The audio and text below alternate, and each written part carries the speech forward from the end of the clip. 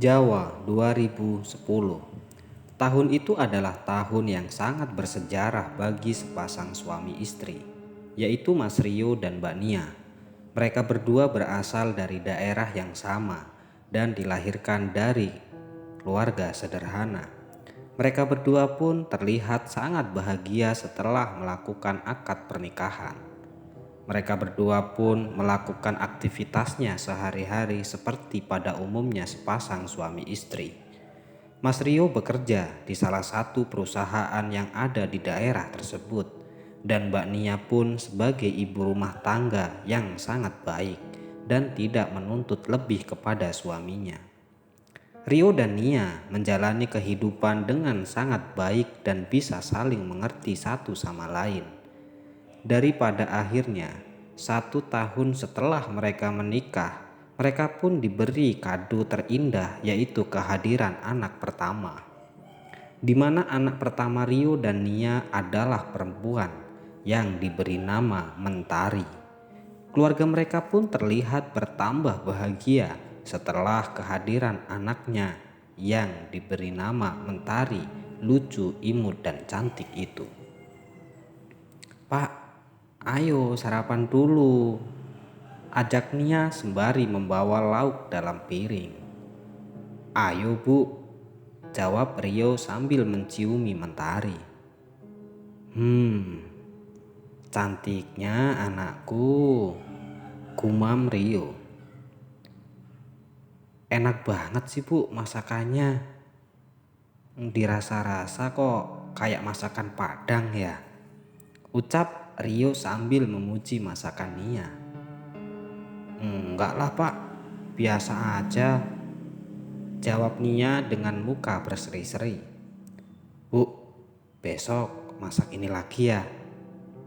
Enak banget ini masakan," ucap Rio sambil berjalan mengambil tas kerjanya. "Bu, aku mau berangkat kerja dulu ya." "Iya Pak, hati-hati ya." "Dadah," ucap Nia sambil melambaikan tangan anaknya yang imut itu. Rio pun beranjak dari rumah dan melambaikan tangan untuk berangkat bekerja. Tempat kerja Rio lumayan jauh dari rumah, kurang lebih 30 menit lamanya dilalui dengan kendaraan roda duanya. Rio setiap harinya bekerja, berangkat pagi dan pulang larut malam, sehingga Rio tak jarang menjumpai anak tercintanya masih dalam keadaan tidur di saat berangkat atau di saat pulang kerja. Keadaan yang selalu dituntut oleh waktu. Akhirnya suatu hari Rio ini memberanikan diri untuk resign dan pekerjaan itu dan memulai usaha barunya, tentu dengan alasan agar lebih banyak waktu lagi bersama keluarga. Karena mengingat Rio harus bekerja setiap hari, berangkat pagi dan pulang larut malam.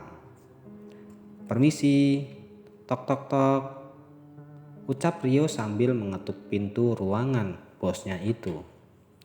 Silakan masuk. Ada apa yo? Pagi-pagi kok udah kesini?" tanya bos.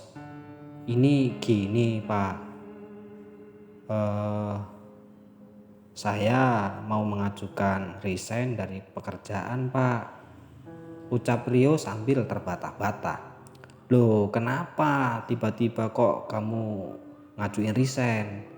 Ada masalah apa yo?" jawab Pak Bos. "Nggak apa-apa Pak, aku udah capek, pengen istirahat dan lebih banyak waktu lagi untuk keluarga," jawab Rio sambil menyodorkan surat pengunduran diri.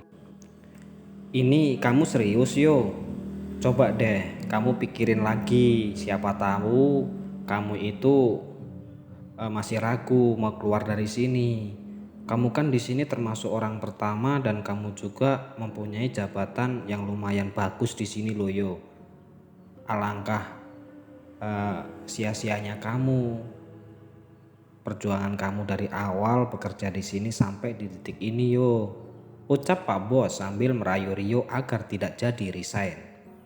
"Sudah Pak, sudah saya pikirkan matang-matang dan saya juga sudah musyawarah bersama keluarga. Dan keluarga saya pun setuju jika saya resign untuk mengundurkan diri ini, Pak. Ya udah, kalau gitu keputusanmu, aku ndak bisa nolak, yo ndak apa-apa. Ya udah, nanti kalau kamu ada apa-apa dan kamu ingin masuk ke sini lagi, kamu jangan sungkan-sungkan telepon saya aja ya yo. Ucap Pak Bos. Iya Pak, siap. Rio memang terbilang sangat baik jika bekerja, totalitas dan penuh semangat.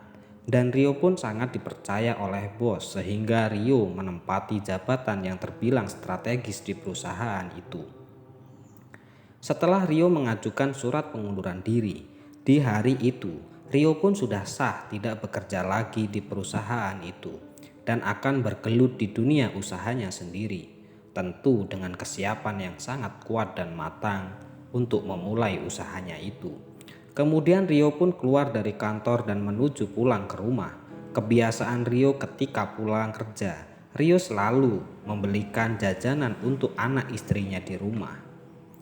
Assalamualaikum, ucap salam Rio sambil menenteng bingkisan untuk anaknya itu. Waalaikumsalam. Papa pulang tuh, jawab Nia sambil menggendong Mentari. Uluh anak papa yang udah cantik. Bu, papa sudah mengajukan resign dan papa pun sudah diperbolehkan dan resmi tidak bekerja lagi di sana, Bu, ucap Rio sambil menciumi Mentari. Ya udah, syukur kalau gitu, Pak. Berarti papa besok udah mulai dengan usaha kita dong, Pak, jawab Nia. Udah, Bu. Lebih baik papa usaha kecil-kecilan tapi waktu selalu ada untuk Mentari. Iya Pak, amin. Semoga kita berhasil ya Pak. Iya Bu, ayo istirahat dulu, udah malam, ajak Rio kepada Nia. Dan mereka berdua pun istirahat hingga keesokan harinya. Rio pun melakukan aktivitas barunya, yaitu membuat roti, di mana Rio ini merintis sebuah usaha pabrik roti dan Rio dengan Nia pun sangat bersemangat membangun bisnis miliknya itu. Hingga pada suatu saat, 6 bulan setelah mereka merintis, akhirnya produk miliknya itu sangat diminati di semua kalangan masyarakat sekitar. Dan akhirnya mereka berdua pun merekrut 2 karyawan untuk membantunya di pabriknya itu.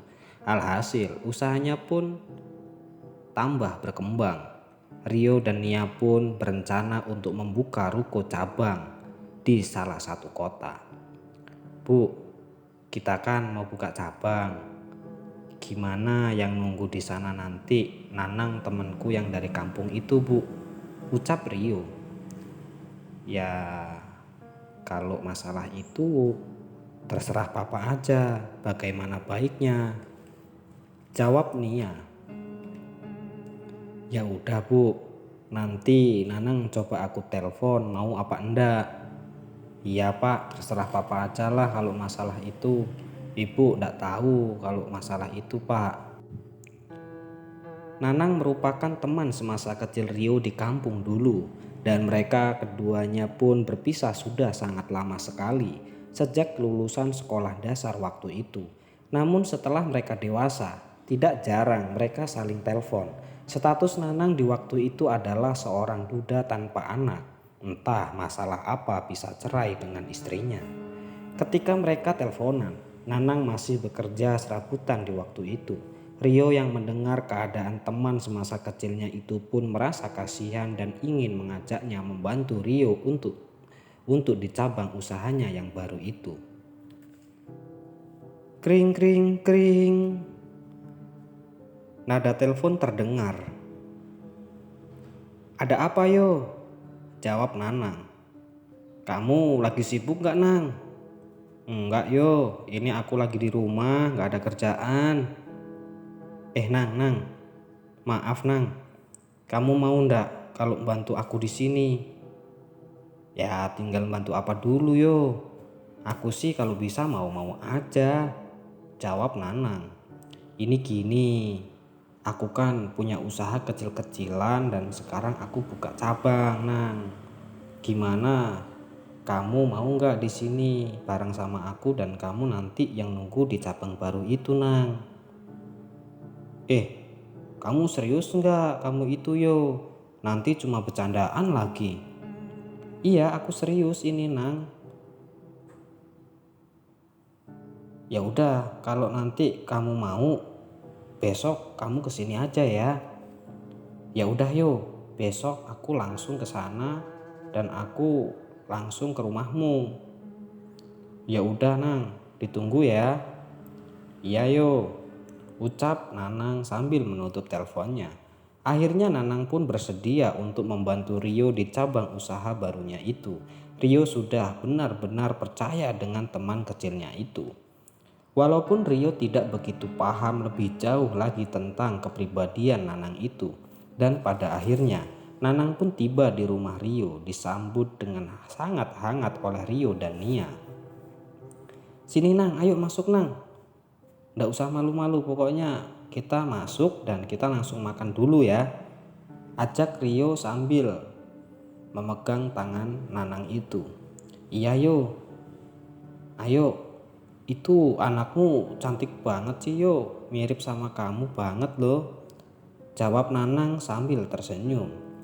Nanang pun menerima sambutan Rio dan Nia dengan begitu sangat hangat dan baik. Dan Rio pun menjelaskan kepada Nanang tentang pekerjaan yang akan dilakukan oleh Nanang itu. Dan memang Nanang pun bersedia untuk bekerja dengan Rio. Dan keesokan harinya, Nanang pun sudah mulai bekerja. 1 tahun setelah Nanang bekerja, musibah menimpa Rio. Rio mengalami sebuah kecelakaan dan nyawanya pun tidak tertolong. Rio pun meninggalkan Nia dan Mentari selama-lamanya. Setelah meninggalnya Rio, Nia pun menggantikan posisi Rio. Setiap harinya Nia harus mengecek dan mengawasi usahanya itu. Di mana di waktu itu Mentari sudah disekolahkan dan ditempatkan di sebuah pesantren oleh Nia. 5 tahun lamanya, Nia seorang diri yang sangat gigih menjalani usaha miliknya itu hingga berkembang dengan pesat. Mas Nanang, tolong nanti direkap semuanya ya dan antar ke rumah di malam ini juga, ucap Nia kepada Nanang. Iya mbak, jawab Nanang sambil tersenyum. Ketika malam hari setelah Nanang selesai menutup rukonya, Nanang pun bergegas untuk ke rumah Nia dengan penuh rasa semangat dan entah apa yang ada dalam pikirannya waktu itu. Assalamualaikum mbak Nia, ucap Nanang. Waalaikumsalam. Masuk mas, masuk, monggo, jawab Nia sambil berjalan menuju ke arahnya. Ini mbak, rekapannya. Oh iya mbak, maaf. Boleh ndak kalau aku numpang ke kamar mandi sebentar? Oh iya mas, silakan, ucap Nia sambil menerima buku rekapan itu. Nanang pun terlihat sangat terkesima ketika melihat Nia dan melihat isi dalam rumahnya itu. Kemudian Nanang pun masuk ke kamar mandi entah mau ngapain. Setelah itu, Nanang pun langsung berpamitan untuk kembali ke ruko dan beristirahat. Nia pun tidak menaruh sedikit pun rasa curiga terhadap Nanang. Karena Nanang sudah sangat lama sekali bekerja bersama almarhum Rio dan Nia. Nanang pun sudah dianggap sebagai keluarganya sendiri. Ketika di pagi hari, Nia pun beres-beres rumah dan mandi sebelum melakukan pekerjaannya setiap hari. Kok baunya wangi ya? Minyak wangi siapa ini ya? Mungkin punya ibu deh, gumam Nia. Bu, ibu, minyak wangi ibu ada yang tumpah di kamar mandi ndak ya bu? Tanya Nia dengan penuh penasaran. Enggak tuh, orang ibu ndak punya minyak wangi kok nduk, jawab ibu. Terus minyak siapa ya? Kok baunya wangi banget, gumam Nia. Ya udah bu, aku tak berangkat kerja dulu ya? Iya Nduk, hati-hati di jalan. Iya Bu, jawab Nia sambil mencium tangan ibu. Kemudian Nia berangkat kerja seperti biasa. Diawali Nia untuk mengawali kegiatannya di pabrik produksi rotinya itu. Bu, Bu Nia, lagi kasmaran ya? Ucap salah satu karyawatinya. Ada-ada aja kamu, jawab Nia sambil tersenyum.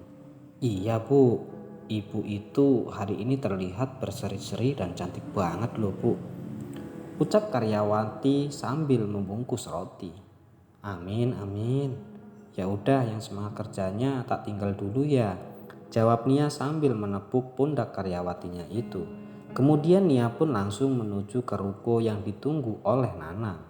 Sesampainya Nia di ruko, Nia disambut sangat hangat oleh Nanang, berbeda dengan sebelumnya. Dan Nia pun terlihat sangat menyukai sambutan dari Nanang itu. Mas Nanang, gimana penjualan hari ini Mas? Alhamdulillah Mbak, lumayan omsetnya naik, jawab Nanang sambil tersenyum. Syukurlah kalau gitu Mas. Ya udah Mas, aku tak pulang dulu. Jangan lupa sampean makan yang banyak yo, biar sampean kerjanya tambah semangat. Iya Mbak, jawab Nanang sambil memberikan buku rekap. Nia pun langsung pulang. Sesampainya di rumah, Nia terlihat sangat bahagia.